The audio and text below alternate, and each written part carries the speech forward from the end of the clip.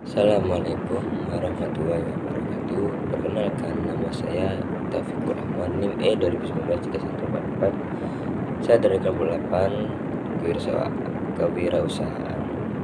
Di sini saya sebagai materi pertama akan menambahkan materi tentang ide dan peluang kewirausahaan. Yang pertama, ide kewirausahaan. Wirausaha dapat menambah satu barang dan jasa melalui inovasi. Keberhasilan wirausaha mencapai wirausaha menggunakan produk, proses, dan jasa-jasa inovasi sebagai alat untuk menggali perubahan. Oleh sebab itu, inovasi merupakan instrumen penting untuk memberdayakan sumber-sumber agar menghasilkan sesuatu yang baru dan menciptakan nilai. Menurut Jim Marra, ide dia berasal dari wirausaha dan menciptakan peluang untuk memenuhi kebutuhan real di pasar. Wirausaha perlu mengidentifikasi dan mengevaluasi semua risiko yang mungkin terjadi dengan cara yang pertama, pengurangan kemungkinan risiko melalui strategi yang proaktif. Yang kedua, penyebaran risiko pada aspek yang paling mungkin. Yang ketiga, pengelolaan risiko yang mendatangkan nilai atau manfaat. Sumber ide awal pendirian perusahaan ada 4 sumber utama, yakni yang pertama, pengalaman pribadi, yang kedua, minat, yang ketiga, penemuan secara tidak sengaja, dan yang keempat, yakni pencarian ide dengan penuh pertimbangan. Yang B, peluang seorang wirausahawan. Pada era modern sekarang ini ada banyak peluang yang bisa dimanfaatkan oleh wirausahawan, yaitu yang pertama, perkembangan ilmu pengetahuan teknologi yang begitu cepat telah mendorong percepatan perolehan informasi. Dan masyarakat terbentuk dengan pola pikir yang bisa memfilter setiap informasi yang diperoleh dan memilih mana informasi yang dianggap menarik dan tidak untuk diterapkan. Yang kedua, tingkat income per kapita dan jumlah penduduk semakin bertambah. Semua ini diikuti dengan semakin meningkatnya tingkat kebutuhan pendidikan. Yang ketiga, tingkat pendidikan masyarakat di seluruh dunia semakin meningkat. Ini dilihat dari jumlah lulusan perguruan tinggi yang semakin banyak.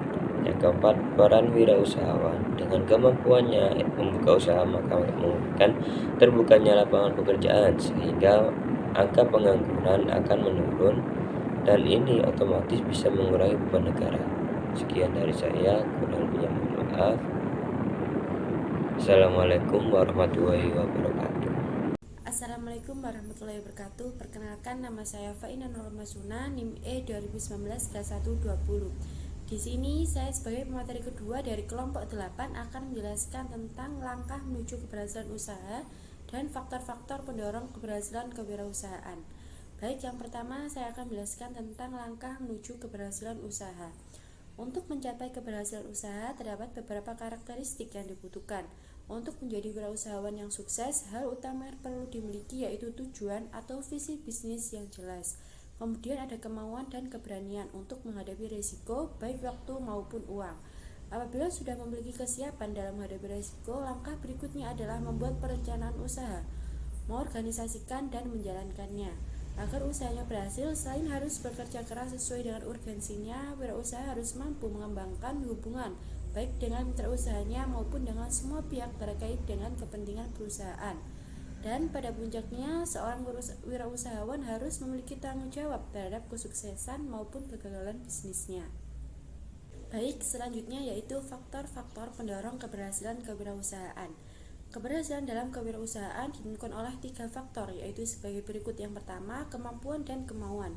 Yang kedua, tekad yang kuat dan kerja keras. Yang ketiga, kesempatan dan peluang. Keberhasilan wirausaha ditentukan oleh perilaku kewirausahaan. Faktor yang mempengaruhi perilaku kewirausahaan terbagi menjadi faktor internal dan faktor eksternal. Faktor internal meliputi hak kepemilikan, kemampuan atau kompetensi, dan insentif. Sedangkan faktor eksternalnya meliputi lingkungan. Peggy Lambing dan Charles mengemukakan tentang beberapa faktor kunci untuk mengembangkan produk, yaitu mencakup hal-hal sebagai berikut. Yang pertama, lakukan riset pasar secara memadai. Yang kedua, memuaskan suatu kebutuhan. Yang ketiga, memiliki suatu keunggulan produk yang tinggi. Yang keempat, gunakanlah harga dan kualitas yang tepat sejak pertama kali. Dan yang terakhir, gunakanlah saluran distribusi yang tepat. Mungkin itu saja dari saya, kurang lebihnya mohon maaf. Wassalamualaikum warahmatullahi wabarakatuh. Assalamualaikum warahmatullahi wabarakatuh. Perkenalkan, nama saya Nurul Hidayanti, NIM E20193123. Sebagai pemateri ketiga akan menjelaskan tentang faktor-faktor penghambat kewirausahaan. Menurut Zimmerer 1996 14-15, keberhasilan atau kegagalan berwirausaha sangat bergantung pada kemampuan pribadi wirausahawan itu sendiri. Ada beberapa faktor. Yang pertama yaitu tidak kompeten dalam hal manajerial. Yang kedua, kurang berpengalaman baik dalam keadaan teknik, memvisualisasikan usaha, mengkoordinasikan, mengelola sumber daya manusia maupun mengintegrasikan operasi perusahaan. Kemudian yang ketiga, kurang dapat mengendalikan keuangan. Yang keempat, gagal dalam perencanaan. Yang kelima, lokasi yang kurang memadai.